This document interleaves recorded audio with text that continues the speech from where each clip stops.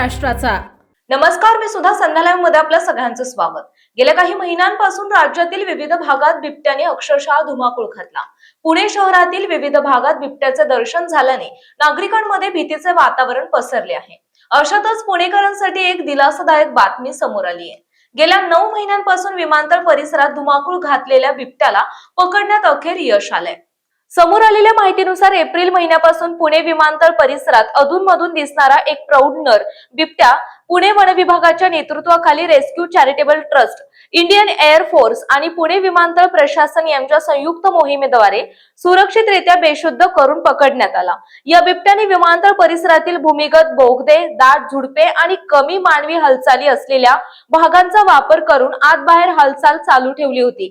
विमानतळाचा विस्तृत आणि संवेदनशील परिसर लक्षात घेता त्याला पकडण्याच्या प्रयत्नांना अनेक गंभीर तांत्रिक आणि सुरक्षा विषयक अडचणींचा सामना करावा लागला। कॅमेरा ट्रॅप, लाईव्ह कॅमेरे आणि पिंजरे यांद्वारे सातत्याने निरीक्षण ठेवण्यात आले होते। बिबट्याचे सर्व संभाव्य बाहेर पडण्याचे मार्ग बंद आणि मजबूत करण्यात आले। अतिरिक्त लाईव्ह निरीक्षण करणारे कॅमेरे बसवण्यात आले आणि बोगद्याच्या आतील हालचाली अधिक अचूकपणे समजण्यासाठी कॅमेरा ट्रॅपचे पुनर्स्थापन करण्यात आले। 11 डिसेंबर रोजी सुमारे 30 सदस्यांच्या संयुक्त पथकाने बिबट्याला अंदाजे 80 फूट लांबीच्या बोगद्यात नेण्याची मोहीम आखली, जेणेकरून नियंत्रित परिस्थितीमध्ये बेशुद्ध करण्यात आले। ताज्या आणि महत्त्वपूर्ण बातम्या पाहण्यासाठी आजच आमच्या संध्या लाईव्ह न्यूज चॅनलला YouTube वर सबस्क्राइब करा आणि बेल आयकॉन प्रेस करा।